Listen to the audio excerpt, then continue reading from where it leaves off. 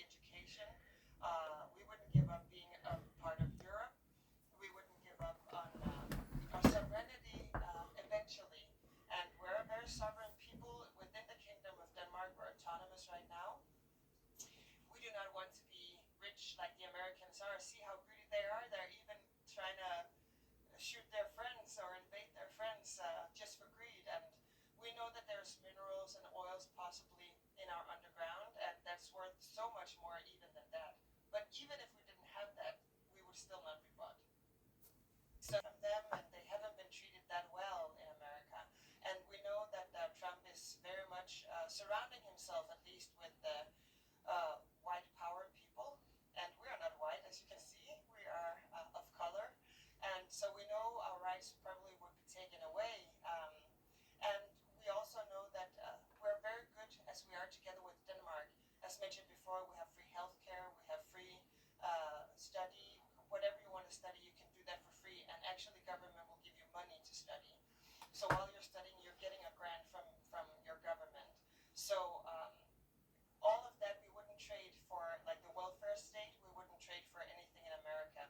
But also, you have to remember, a lot of Greenlanders have family, like their mother or father or grandmother or grandfather who's Danish.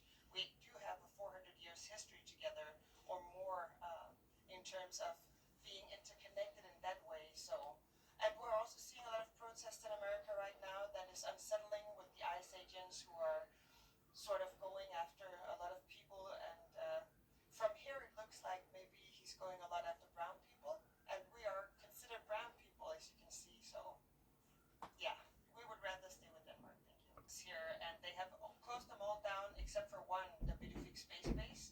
And America could amp up the base presence, their military presence, and even their military capabilities here all they wanted to. So that is not the argument. And of course, everyone in Greenland knows this. We may not be many, but we read, we're educated, and we know about the news of the world, right? Especially regarding our own country. So we know about the treaties that we have with America. This is very much akin to when you have a dog sledge team, when he's using that analogy, and one of the dogs all of a sudden turns around and bites you.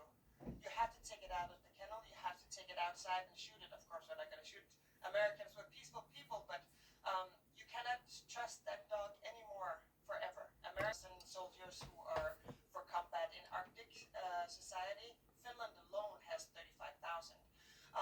We also could impose, if we wanted to escalate stuff, we could also impose like dropping all American treasury bonds, right? That would hurt. We also have, when you look at France and Canada and all of the allies that are coming to our rush right now, a very big arsenal actually of soldiers and of weapons especially. I mean, America had to borrow Denmark's warship for Arctic seas. So, I mean, it's not a given that America would win here. We fought alongside America in a lot of other wars around the world because we wanted to adhere to the treaties that we had gone through.